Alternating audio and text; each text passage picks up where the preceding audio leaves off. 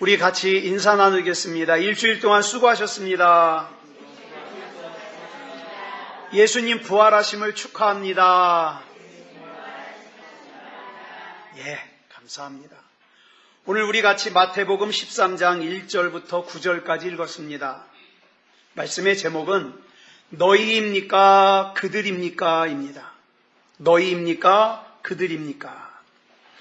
자, 먼저 본문 1절부터 2절까지 우리 같이 보겠습니다. 시작. 그날 예수께서 집에서 나가사 바닷가에 앉으심에 큰 무리가 그에게로 모여들거늘. 오늘 본문을 보니까 예수님의 말씀을 들으려고 많은 사람들이 예수님 주변으로 모여들었습니다. 그리고 여기서 큰 무리가 예수님께 모여든 이날을 뭐라 그랬냐면 그날 그랬습니다. 그날. 그러면 여기서 말하는 그날은 어떤 날일까요? 그날. 앞장인 마태복음 12장을 봐야 됩니다. 12장을 보면 그 당시 종교 지도자라고 할 수 있는 바리새인과 서기관들이 예수님을 함정에 빠지게 하려고 이것저것 대답하기 곤란한 질문을 합니다. 심지어는 마음이 완악해져서 어떻게 하면 예수님을 죽일 수 있을까를 의논합니다. 그날이에요. 그런데 그런 때에 또 다른 한편에서는 예수님의 말씀을 사모해가지고 예수님의 말씀을 들으려고 수많은 사람들이 예수님께 모여들었습니다. 이 장면은 오늘 지금 저와 여러분이 살고 있는 이 시대의 모습과도 비슷합니다. 한편에서는 동성애다, 낙태다, 성폭력이다, 마약이다, 아주 타락이 극에 달했어요. 올해도 6월 1일이면 또 서울시 광장에서 동성애자들이 모여서 퀴어 축제 하겠죠. 게다가 또 어떻습니까? 낙태를 허용하라고. 자기 뱃속에 있는 생명을, 전에 말씀드렸죠. 낙태하려면 처음에 어떻게 한다고요? 널쩍한 집게를 가지고 아기 머리를 부스러뜨려요. 그 다음에 뱃속에서 다리와 팔을 조각조각 가위로 잘라가지고 핀셋으로 꺼냅니다. 이게 낙태예요. 근데 그걸 허용하라는 거예요. 낙태다. 정말 죄와 타락이 극에 달해 있는 이 세상을 우리가 살고 있어요. 그런데 교회도 그래요. 교회도 복음과 진리를 지키기 위해서 세상에서 싸우는 것이 아니라 자기 재물을 지키기 위해서 세상과 대립하는 일부 대형 교회들의 부패함과 또 성적으로 타락해가지고 뉴스에 오르내리는 일부 목회자들과 마치 고린도 교회 교인들처럼 세상과 짝해서 거룩함을 잃어버리고 구별됨을 잃어버리고 입으로만 믿음을 외쳐요. 입으로만. 그래서 세상에서 어떻게 됐습니까? 교회라는 이 모임이 거룩한 단체라고 하는 신뢰를 잃어버리고 안티기독교라 그래서 기독교를 비난하는 사람들의 무서운 비난과 공격을 당하고 있는 현실.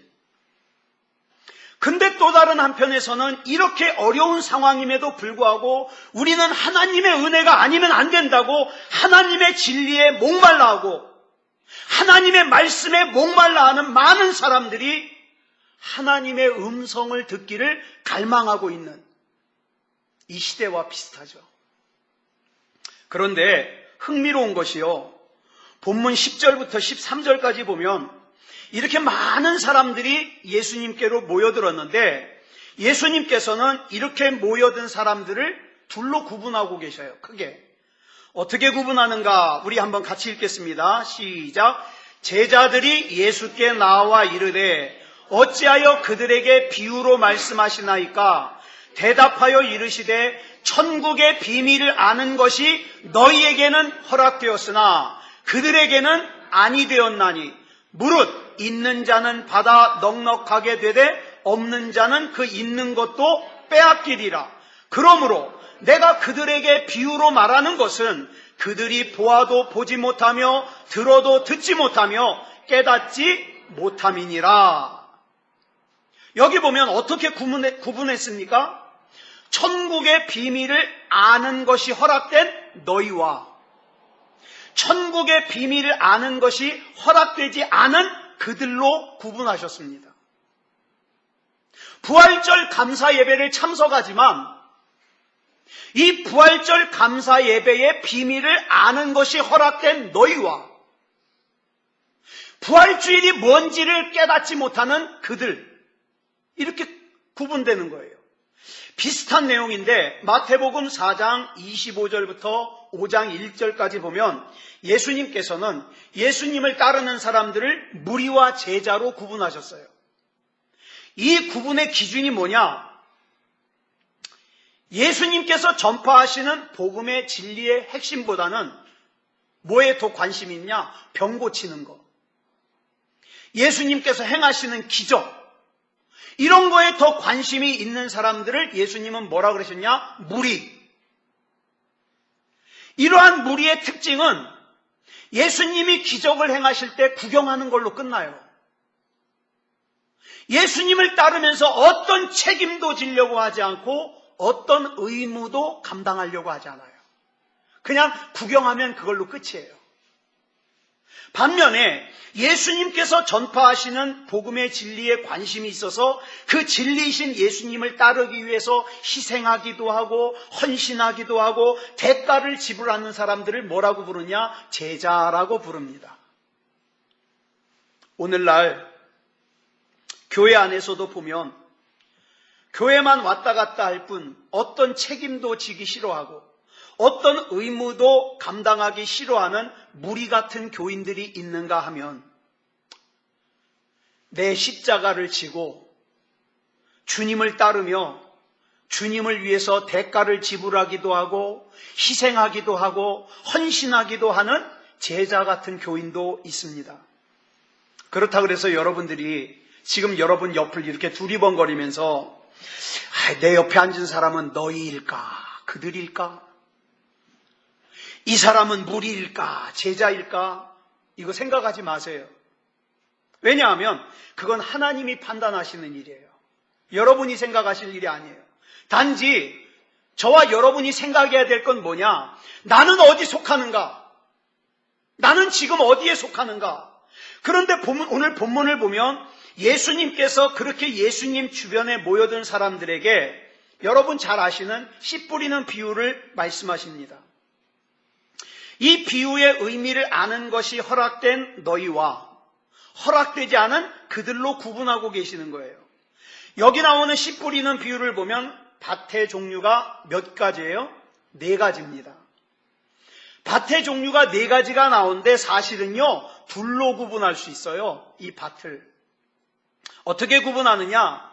앞에 나오는 3가지 밭, 즉 길가밭, 돌밭, 가시떨기밭은 모양은 조금씩 다르지만 결국에는 하나님의 말씀을 받아들이기를 거부하는 그들이에요. 마태복음 5장 1절로 말하면 무리예요. 그리고 좋은 땅은요, 옥토밭은요, 하나님의 말씀을 이해하고 받아들이는 너희에 해당해요. 마태복음 5장 1절로 본다면 제자에 해당합니다. 그러면 여러분 잘 알고 계시지만 간단하게 이 4가지 밭에 대해서 우리 한번 살펴보고 넘어가겠습니다. 첫 번째 밭인 길가밭은 그들에 해당하는 밭이에요. 그들. 또 무리에 해당하는 밭이에요. 본문 4절 보겠습니다. 시작. 뿌릴새 더러는 길가에 떨어짐에 새들이 와서 먹어버렸고, 이 길가밭의 특징은요, 땅이 딱딱하게 굳어 있어요. 원래는 안 그랬어요. 원래는 딱딱하게 굳은 땅이 아닌데 자꾸 사람들이 지나다니다 보니까 이 사람에게 치이고 저 사람에게 치이고 그러다 보니까 딱딱하게 굳어버렸어요. 이미 아시다시피 이 밭은 뭘 뜻합니까? 우리 마음을 뜻해요. 이 땅이 굳어지는 바람에 말씀을 뜻하는, 하나님의 말씀을 뜻하는 씨가 이 밭에, 마음밭에 떨어졌는데 이 마음밭에 떨어진 씨가 뿌리를 내릴 수가 없어요. 왜? 워낙에 이 마음이 딱딱하게 굳어버려서. 여러분, C.S. 루이스라는 분이 쓴 스크루테이프의 편지라는 책이 있습니다. 이 책의 내용이 뭐냐면 고참 악마가 악마 일을 막 시작하는 초보 악마에게, 이 초보 악마가 조카예요. 워무드라는 초보 악마인데, 이 악마에게 어떻게 하면 인간의 영혼을 타락시킬 수 있는지 자기 경험담을 토대로 해가지고 31편의 이야기가 쓰여 있어요. 참 재밌어요. 여러분 한 번씩 읽으시기를 권합니다. 근데 이 책 중에 이런 내용이 있습니다. 어느 한 신사가 일주일에 한 번은 꼭 시간을 정해놓고 도서관에 가서 신앙서적을 읽어요. 그런데 이 신앙서적을 읽을 때마다 이 신사의 마음에는 하나님에 대한 생각이 자꾸 떠오르는 거예요. 하나님이 정말 살아계신가? 하나님이 정말 살아계시다면 내가 이렇게 살면 안 되지. 그렇다면 살아계신 하나님과 내가 좋은 관계를 맺으면서 살려면 어떻게 해야 되지? 이런 생각을 하게 되는 거예요. 한참 이 생각을 깊이 하고 있는데 마귀가 찾아옵니다. 여보게, 뭘 그렇게 골똘하게 생각하는가? 벌써 점심시간일세. 밥 먹어야지. 그래서 시간을 보니까 진짜 점심시간이에요. 그래, 점심이나 먹고 다시 생각하자. 그리고 이제 책을 덮고 밥 먹으러 갑니다. 식사를 하려고 하는데 아까 했던 생각이 자꾸 떠오르는 거예요. 하나님과 좋은 관계를 맺으면서 살려면 내가 어떻게 해야 되지? 그러고 있는데 마귀가 또 와가지고, 아이, 밥 먹으라니까 뭘 그렇게 깊이 생각하는가? 밥 먹을 때는 밥만 먹어. 밥 먹고 생각하게. 그래서 생각 다 접어두고 밥을 먹습니다. 식사를 마친 다음에 다시 도서관으로 가가지고 책을 읽으면서 아까 했던 생각을 계속 하려고 하는데 마귀가 뒤에서 그러는 거예요. 여보게, 자네 오늘 바쁜 일 있다 그러지 않았는가? 아, 오늘만 날인가? 오늘은 가서 빨리 그 바쁜 일을 해결하고 그 생각은 나중에 천천히 해도 늦지 않아. 그래가지고 이 신사가 도서관에 나와서 차를 타고 가요. 그리고 그 뒤에서 마귀가 회심의 미소를 짓고 있다는 이야기입니다. 마귀는요, 지금도 가능하면 저와 여러분이 하나님의 말씀의 의미를 깨닫지 못하게 하기 위해서, 하나님의 약속의 가치를 이해하지 못하게 하기 위해서, 하나님의 말씀에 무관심하게 하기 위해서 방해를 합니다. 어쩌면 이 시간에도 여러분 하나님의 말씀 못 듣게 방해할지도 몰라요. 믿음이 전혀 없는 사람들은 아예 생각조차 안 하죠. 그런데 그래도 믿음이 조금 있는 사람은 뭐라고 얘기를 합니까? 이 바쁜 것만 지나가면, 내 생활이 조금만 여유가 생기면 내가 그때 하나님과 전적으로 내가 교제할 거야. 내가 하나님 잘 믿을 거야. 이 말은 뭐예요? 지금은 못하겠다 이 말이죠. 지금은. 그러니 하나님 말씀이 아무리 큰 권세와 능력이 있다 하더라도 그 하나님의 말씀이 마음밭에 심겨지질 않으니까 아무런 열매도 맺을 수가 없는 거예요. 그래서 이런 사람들에게 나타나는 현상이 있는데 그게 뭐냐면, 어느 순간에 하나님의 말씀이 마음밭에 뿌려지잖아요. 근데 뿌리를 내리지 못하니까 어떻게 했다 그랬어요? 새들이 와서 먹어버렸다 그랬어요. 새. 여기서 새는 누구예요? 마귀입니다. 마귀. 마귀는 마음의 밭이 딱딱하게 굳어서 하나님의 말씀이 심겨지지 않은 상태에서 어떡합니까? 그 하나님의 말씀을 그대로 내버려 두지 않아요. 악한 마귀는 우리를 속이기를 이렇게 속여요. 여러분 속은 적 있나 한번 점검해 보세요. 네가 교회에서 상처를 받았으니까 네가 지금 하나님의 말씀에 은혜 못 받는 거 그거 당연해. 네가 교회에서 사람들에게 상처를 받았으니까 하나님의 말씀에 은혜 못 받는 게 당연하다고. 지금은 네가 바쁘니까 하나님의 말씀에 은혜 못 받는 게 당연해. 그러면서 마음의 밭이 점점 딱딱해지게 만들고 결국에는 예배를 떠나게 만들고 교회를 떠나가게 만들어서 궁극적인 목적이 뭐예요? 누가 되게 하는 거예요? 그들이 되게 하고 무리가 되게 하고 불신자가 되게 하는 것이 목적이에요. 그런가 하면 두 번째 밭이 나와요. 무슨 밭입니까? 돌밭입니다. 자, 본문 5절로 6절 보겠습니다. 시작. 더러는 흙이 얕은 돌밭에 떨어짐에 흙이 깊지 아니하므로 곧 싹이 나오나 해가 돋은 후에 타서 뿌리가 없으므로 말랐고. 이 돌밭의 특징은 그래도 겉에는 얇은 흙이 덮여 있어요. 그런데 조금만 들어가면 돌이 막혀 있어서 씨가 뿌리를 내릴 수 없어요. 그래서 아까 전혀 뿌리를 내릴 수 없었던 길가밭보다는 조금 양호해요. 그런데 뿌리를 못 내리는 건 똑같아요. 이런 부류에 속하는 사람은 어떤 사람들이냐? 하나님 말씀을 들으려고 교회에 오기는 옵니다. 그래서 예배를 드립니다.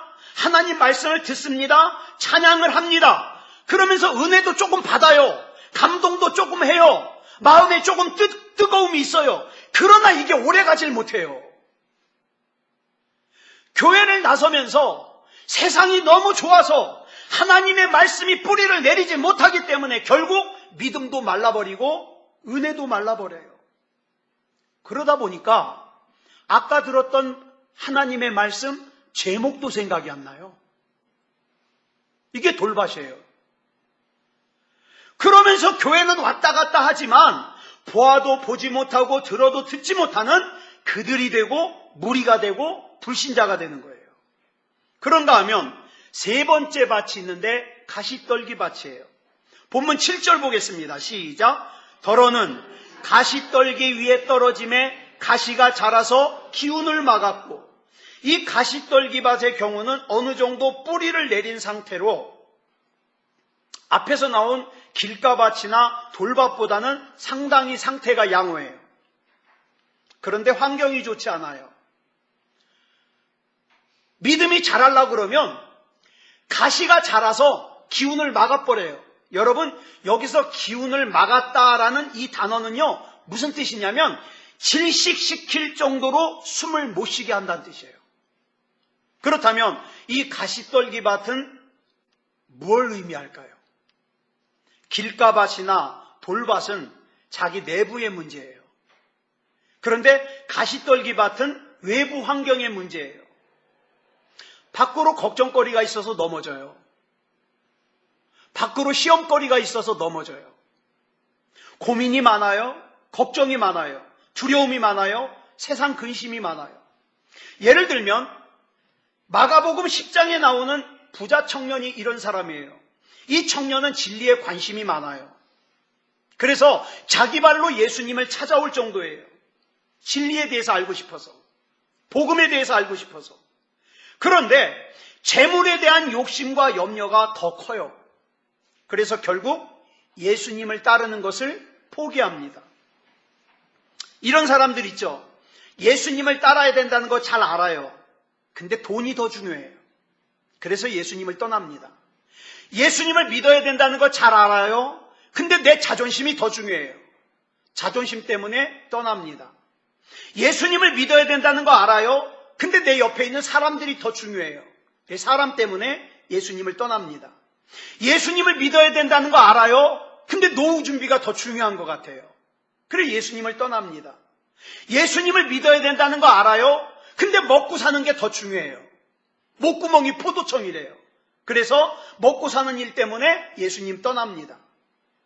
마가복음 10장 22절을 보니까 이렇게 말씀하고 있어요. 시작. 그 사람은 재물이 많은 고로 이 말씀으로 인하여 슬픈 기색을 띠고 근심하며 가니라. 예수님을 믿지 않는 게 아니에요. 믿어요.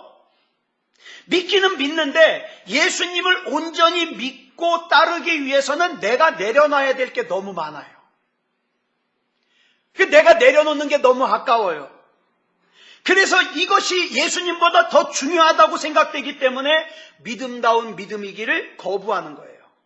그래서 어떻게 돼요? 그들이 되는 거예요. 무리가 되는 거예요. 불신자가 되는 거예요. 이렇게 예수님께서는 길가밭, 돌밭, 가시떨기밭 세 밭을 설명하시는데 이 세 밭이 다 뭐라고요? 그들이에요. 무리예요. 하나님이 인정 안 하시는 사람들이에요. 자기는 교회 다닌다고 착각할 수 있어요. 자기는 그리스도인이라고 착각할 수 있어요. 근데 하나님이 인정 안 하세요. 마지막에 나오는 좋은 땅이 나오는데 본문 8절 보겠습니다. 시작. 더러는 좋은 땅에 떨어짐에 어떤 것은 100배, 어떤 것은 60배, 어떤 것은 30배의 결실을 하였느니라. 오늘 우리 주님께서 이 세상 사람들을 무리와 제자로 구분하시고 그들과 너희로 구분하신다면 나는 어디에 속할까 좀 생각해 보시기 바랍니다. 여러분, 전에 이런 말씀 드린 적 있죠? 교회 다니는 불신자 있다고. 그죠? 나는 과연 무리에 속할까? 제자에 속할까? 나는 과연 그들에 속할까? 너희에 속할까? 근데 오늘 본문을 보면 무리인지 제자인지 그들인지 너희인지를 구분할 수 있는 기준이 나와요. 두 가지가. 그 첫 번째 기준이 뭐냐면 말씀을 받아들이는 여부예요. 본문 13절부터 보면 예수님께서 그들이라고 부르는 사람들의 특징이 나와요. 그들의 특징. 한번 볼까요? 시작. 그러므로 내가 그들에게 비유로 말하는 것은 그들이 보아도 보지 못하며 들어도 듣지 못하며 깨닫지 못함이니라. 자, 14절부터 15절도 보겠습니다. 시작. 이사야의 예언이 그들에게 이루어졌으니 일러스되 너희가 듣기는 들어도 깨닫지 못할 것이요 보기는 보아도 알지 못하리라. 이 백성들의 마음이 완악하여져서 그 귀는 듣기에 둔하고 눈은 감았으니 이는 눈으로 보고 귀로 듣고 마음으로 깨달아 돌이켜 내게 고침을 받을까 두려워함이라 하였느니라. 여기서 그들로 표현되는 사람들의 특징이 뭐냐? 하나님의 말씀을 듣기는 들어도 받아들이질 못해요. 듣기는 들어요. 영적인 귀가 닫혀있기 때문에 육체적인 귀로 듣기는 듣지만 받아들이질 않아요. 영적인 눈이 닫혀있기 때문에 육체의 눈으로 보긴 보지만 보질 못해요. 이에 비하여 너희에 해당하는 사람들의 특징을 16절로 17절에 이렇게 기록하고 있습니다. 시작. 그러나 너희 눈은 봄으로 너희 귀는 들음으로 복이 있도다. 내가 진실로 너희에게 이르노니 많은 선지자와 의인이 너희가 보는 것들을 보고자 하여도 보지 못하였고 너희가 듣는 것들을 듣고자 하여도 듣지 못하였느니라. 여기서 말하는 너희의 특징이 뭐예요? 하나님 말씀을 들을 수 있는 사람, 하나님의 일하심을 볼 수 있는 사람, 이런 사람들을 한마디로 정리하면 하나님의 말씀에 반응해 주는 사람이에요. 하나님의 말씀에 반응하는 사람. 제가 블로그에다 설교를 올리고 이제 거기다가 자기 얘기를 이렇게 글을 남기는 사람들이 있어요. 그러면 제 답변은 항상 똑같습니다. 반응해 주셔서 감사합니다. 반응해 주셔서. 여러분, 하나님 말씀을 들었을 때, 하나님 말씀을 읽었을 때 반응하는 건 참 중요한 일이에요. 그 다음에 너희와 그들을 구분하는 두 번째 기준은 열매 맺느냐, 열매 맺지 못하느냐의 여부예요. 자, 여기 보니까 옥토는, 좋은 땅은 100배, 60배, 30배의 결실을 맺었어요. 오늘 이 씨 뿌리는 비유는요, 마가복음에도 나오고 누가복음에도 나와요. 그 결론을, 자, 먼저 마태복음은 이렇게 기록하고 있어요. 마태복음은 줄친 것만 시작. 좋은 땅에 뿌려졌다는 것은 말씀을 듣고 깨닫는 자니. 마가복음 4장 20절 줄친 것만 시작. 좋은 땅에 뿌려졌다는 것은 곧 말씀을 듣고 받아. 누가복음 8장 15절 시작. 좋은 땅에 있다는 것은 착하고 좋은 마음으로 말씀을 듣고 지키어 인내로 결실하는 자니라. 이 세 가지 결론을 정리하면 이렇습니다. 누가 좋은 땅을 가진 사람인가? 누가 예수님의 제자인가? 누가 너희에 해당하는 사람인가? 하나님의 말씀을 받을 뿐만 아니라 하나님의 말씀을 지키려고 애쓰는 사람. 애쓰는 사람. 여러분, 마태복음 28장 20절을 보면 예수님이 이렇게 말씀하셔요. 시작. 내가 너희에게 분부한 모든 것을 가르쳐 어떻게 하라? 지키게 하라. 지키게 하라. 여러분, 하나님 말씀 받았습니까? 그 하나님의 말씀을 지키는 것까지가 좋은 땅이에요. 그 하나님의 말씀을 지키는 것까지가 너희예요. 그 하나님의 말씀을 지키는 것까지가 제자예요. 그리고 이런 사람들이 열매 맺습니다. 저는 이 말씀 보면서 이런 생각해요. 여러분, 여기 보면 밭이 4종류가 나와요. 그 중에 하나가 좋은 땅이에요. 좋은 땅, 그러면 정리하면 좋은 땅이 1에 안 좋은 땅이 3이에요. 그죠? 그러면 좋은 땅과 좋지 않은 땅의 분량이, 좋은 땅이 몇 프로? 25%. 4분의 1. 그런데 중요한 게 뭔지 아세요? 여러분, 저와 여러분 가운데 좋은 땅만 가진 사람은 아무도 없어요. 또 안 좋은 땅만 가진 사람도 아무도 없어요. 아무리 못된 놈도 좋은 땅 조금 있어요. 문제는 좋은 땅을 얼마나 많이 가지고 있느냐. 그러니까 냉정하게 말해서 오늘 이 자리에 앉아있는 저와 여러분 안에도 좋은 땅이 차지하는 부분보다는 안 좋은 땅이 차지하는 부분이 더 많을 가능성이 커요. 그래서 우리는 조금만 방심하잖아요. 그러면 어디로 빠져버려요? 그들이 돼버려요. 무리가 돼버려요. 전 이런 사람 많이 만나봤어요. 예배는 안 드려요. 예배는 안 드리는데 누군가 종교가 뭐냐고 물어보면 기독교래요. 예배는 안 드려요. 당신은 어떤 신을 믿습니까? 하나님 믿는데요. 예배는 안 드려요.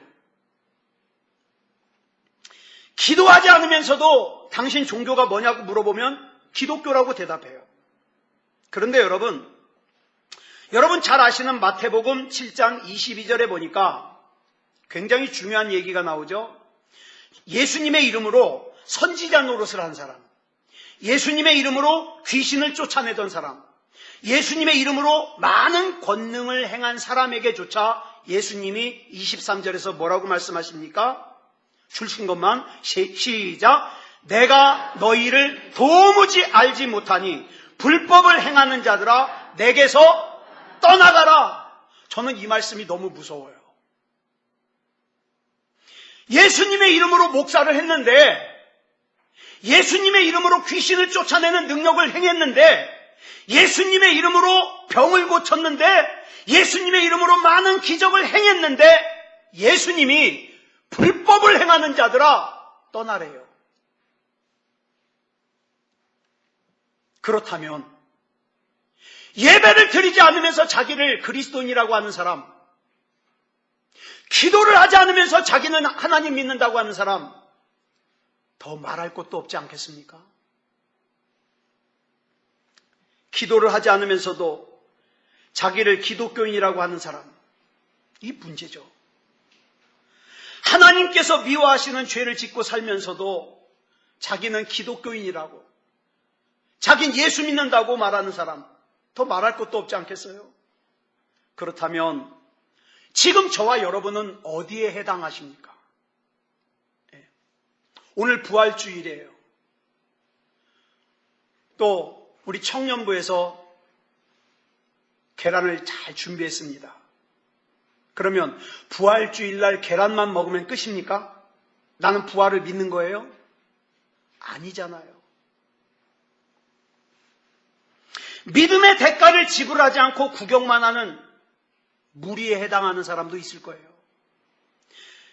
믿음의 대가를 지불하는 제자에 해당하는 사람도 있을 겁니다.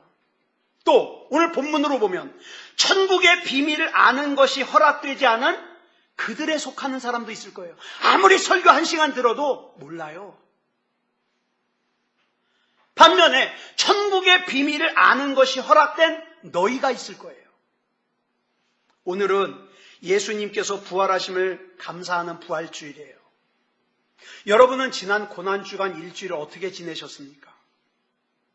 특히 예수님이 십자가에 죽으신 성금요일부터 오늘까지 어떻게 지내셨습니까?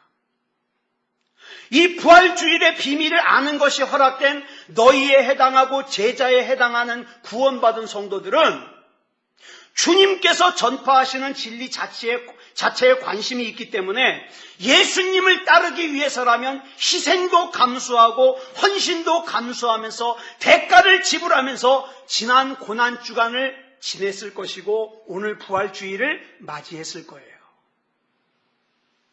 그러나 아무리 자기 입으로 자기가 믿음 좋다고 얘기를 해도 그들에 해당하고 무리에 해당하는 불법을 행하는 사람들은 지난 고난주간조차도 특별히 성금요일부터 오늘에 이르기까지도 자기 살고 싶은 대로 살면서 자기 소견에 옳은 대로 살면서 오늘 부활주의를 맞이했을 거예요.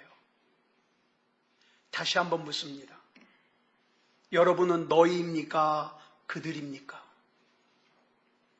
여러분은 제자입니까? 무리입니까? 여러분은 지금 하나님께서 인정하시는 구원받은 하나님의 자녀입니까? 겉으로는 주님의 이름으로 목사를 하고 있지만, 주님의 이름으로 귀신을 쫓아내는 능력을 행하고 있지만, 주님의 이름으로 병을 고치고 있지만, 주님의 이름으로 많은 기적을 행하고 있지만, 믿음이 좋은 것 같은 모습을 가지고 있지만 하나님이 보시기에 불법을 행하는 자들입니까? 사람이 나 어떻게 보는가 중요하지 않아요. 하나님이 나 어떻게 보는가가 중요해요. 오늘 이 시간 예배를 드리는 저와 여러분은 이 부활의 비밀을 알고 오직 예수님만을 내 삶의 중심으로, 나의 근원으로, 나의 소망으로, 나의 인도자로 삼고 사는 진짜 그리스도인으로서의 삶을 살기를 그리스도 예수님의 이름으로 축원합니다. 우리 반주 준비해 주시고요. 그래서 우리가 오늘 이 찬양 부르고 우리 합심으로 기도하려고 합니다. 예수 내 삶의 중심.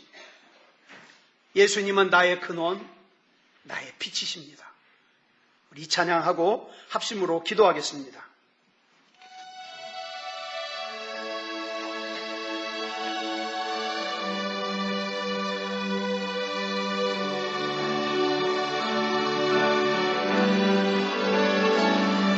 예수 내 삶의 중심, 나의 근원, 나의 빛, 예수.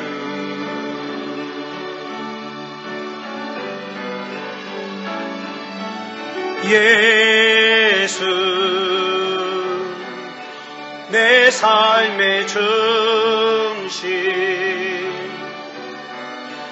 나의 소망, 내 노래, 예수.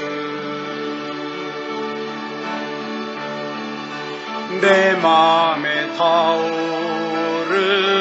불, 그 항해의 바람, 내 삶의 이유 되시는 예수, 예수.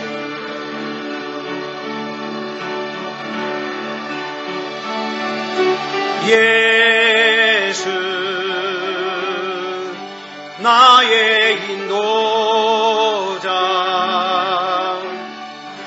나의 비전, 나의 길,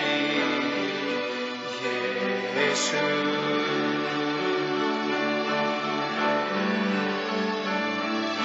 예수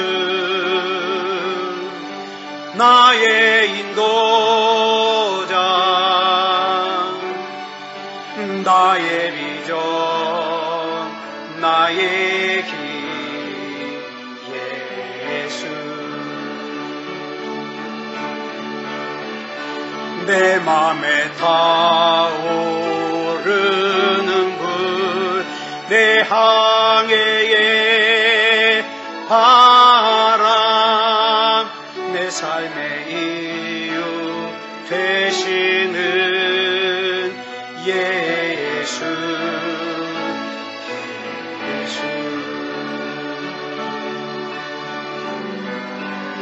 우리 시간같이 기도하시겠습니다. 예수님이 내 삶의 중심이십니다. 예수님이 나의 근원이십니다. 이 믿음 변질되지 아니하고 살게 해주시옵소서. 우리 같이 합심으로 기도하겠습니다. 사랑의 아버지 하나님, 감사합니다. 이 시간 우리 하나님의 은혜 가운데 살게 하여 주시니 감사합니다. 사랑의 아버지 하나님, 이 시간 우리 하나님이 내 삶의 중심이십니다. 나의 근원이십니다. 나의 소망이십니다. 나의 인도자가 되십니다. 아버지 하나님이여, 좌로나 우로나 치우치지 말게 하시고 하나님 나라의 비밀을 아는 너희가 되게 하시고, 그 복음을 들고 가면서 꼭 필요한 내 사명 감당, 희생, 헌신을 감당하는, 책임을 감당하는 제자가 되게 하여 주시옵소서. 예수님이 나를 위해 이 땅에 오시고 부활하신 오늘 이 부활 감사 예배를 드리면서, 사랑의 아버지 하나님, 내 중심을 드립니다. 우리 주님이 붙잡아 주시고 인도하여 주시옵소서. 아버지 하나님, 어떤 상황 속에서도 불법을 행하는 자가 되지 말게 하여 주시고, 하나님이 인정하시는 구원받은 자가 되게 하여 주시고, 천국 들어갈 수 있는 하나님의 자녀로 살게 해 주시옵소서. 우리 하나님께서 붙잡아 주시고 인도해 주실 줄 믿사오며, 그리스도 예수님의 이름으로 간절히 기도드렸사옵나이다. 아멘.